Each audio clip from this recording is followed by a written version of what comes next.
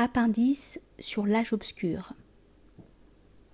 Pour compléter ce qui a été dit sur l'actualité de ce que les anciennes traditions appelèrent l'âge sombre, Kali Yuga, il est intéressant de rapporter quelques-unes des prédictions du Vishnu Purana relatives aux caractéristiques de cet âge. Nous transcrirons ce texte en l'adaptant à la terminologie actuelle. Des races d'esclaves de hors caste et de barbets se rendront maîtres des rives de l'Indus, du Darvika, du Chandrablaga et du Cachemire. Les chefs de ces terres régneront alors sur la terre, seront de nature violente, qui s'empareront des biens de leurs sujets. Limités dans leur puissance, la plupart surgiront et tomberont rapidement. Brève sera leur vie, insatiable leur désir, et ils seront impitoyables. Les peuples des différents pays, en se mêlant à eux, suivront leur exemple. La caste prédominante sera celle des esclaves. Ceux qui possèdent, caste des marchands, Vaishya, abandonneront l'agriculture et le commerce et trouveront des moyens de subsistance en devenant esclaves ou en exerçant des professions mécaniques. Prolétarisation et industrialisation. Les chefs, au lieu de protéger leurs sujets, les dépouilleront et sous des prétextes fiscaux déroberont la propriété à la caste des marchands. Crise du capitalisme et de la propriété privée, socialisation, nationalisation et communisme. La santé intérieure et la loi conforme à sa propre nature, Svadharma, diminueront de jour en jour jusqu'à ce que le monde soit entièrement perverti.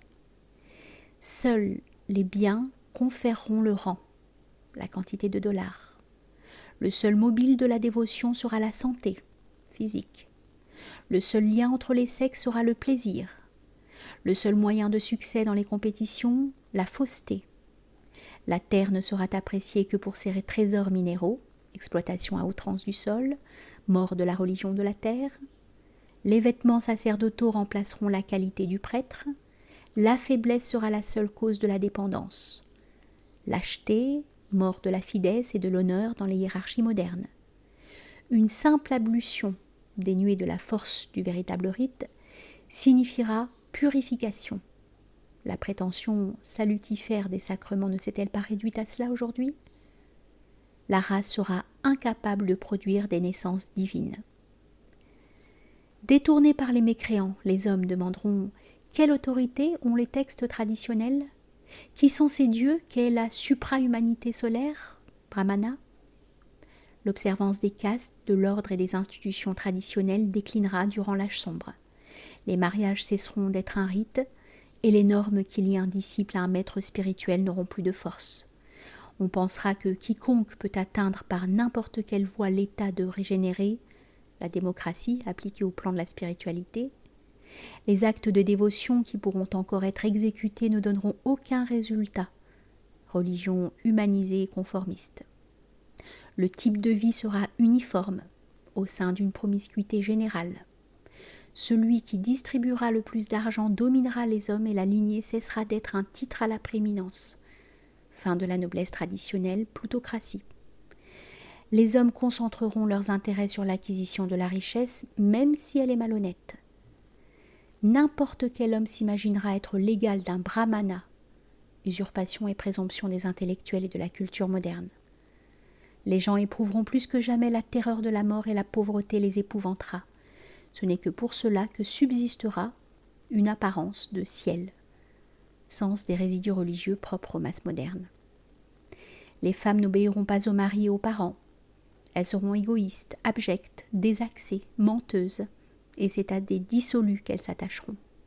Elles deviendront simplement un objet de satisfaction sexuelle. L'impiété prévaudra parmi les hommes déviés par l'hérésie et la durée de leur vie sera de ce fait plus brève. Toutefois, dans le même Vishnu Purana, on fait allusion aux éléments de la race primordiale ou de Manu, demeurés ici-bas pendant l'âge sombre pour être les germes de nouvelles générations, et l'idée connue d'une nouvelle manifestation finale d'en haut réapparaît.